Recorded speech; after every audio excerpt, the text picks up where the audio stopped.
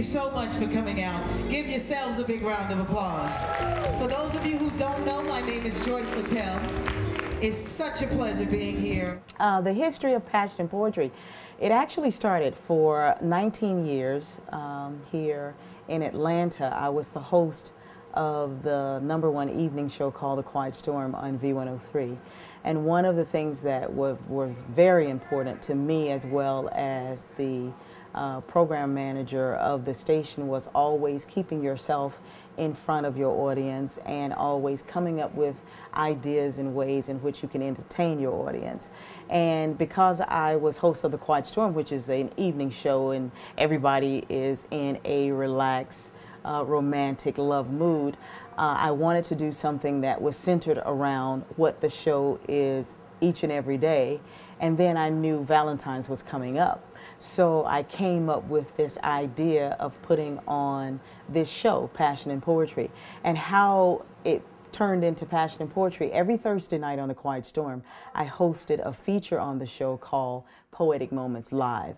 That is where poets came in and actually did spoken word on air every Thursday night.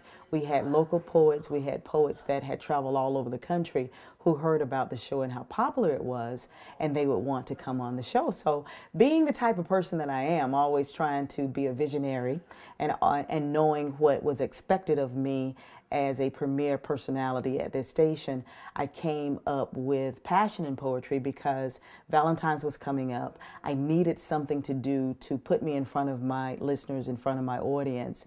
And I created it, and it became a hit. I've done it now for 23, I've had 23 shows, and I'm going into my 24th show.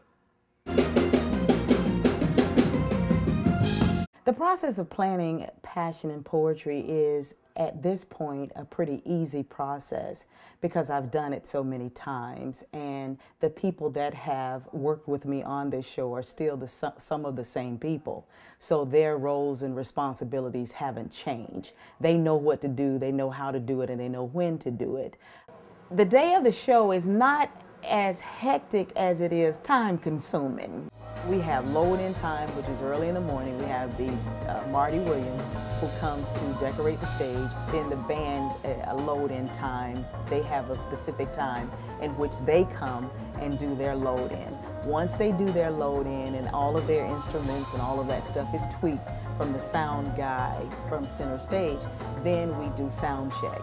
Rhonda Thomas's sound check is first, and then Frank Lapone's sound check is second, and then we have the dancers that are coming in to do their, it's not sound check, but do their rehearsal time.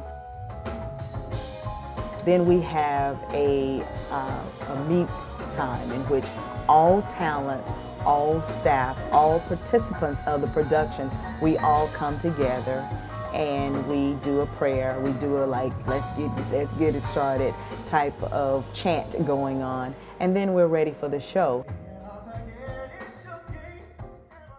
We promote, we welcome, we encourage love, relations, and passion.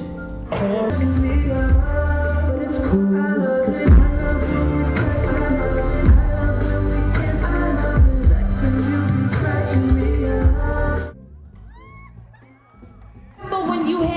Absolutely nothing. Who was you trusting? Who was you loving? Joyce Littell saw me perform the poem that I recited called No More Flies and said immediately, I want you in Passion and Poetry. So I'd heard about the show for the last 3 or 4 years. They tell me it's the biggest show in the country, and I had to be here, I had to be here, I had to be here. Well, sometimes feel like an hour because I get lost in an apricot watermelon smell. Straight down my spine when you run across my mind, across my mind, across my mind. To bring new life in me. See, I always knew the clouds would part, the fog would burn the haze within, the rain would cease, the storm. I'm talking pencil, penny, lure, zip, zoom, chachi, fasu, zayin, chinku.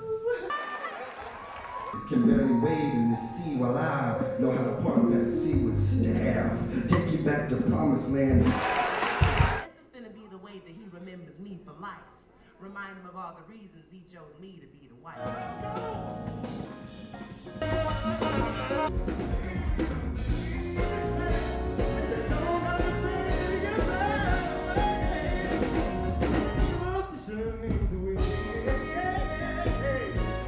Somebody like Joyce Littell to come along and say, hey, I'm gonna reach out, look out for you. That speaks volumes, because passion and poetry is not a small thing. I mean, as you can see, according to the crowd, people know about it. My sister and her husband, they attended last year, and they invited us to come this year for us to check it out. They thought it would be a very good show, and we came out, and we are very happy that we did. I want to thank everybody for coming out and helping us make the candy shop what it is. You all have a great night.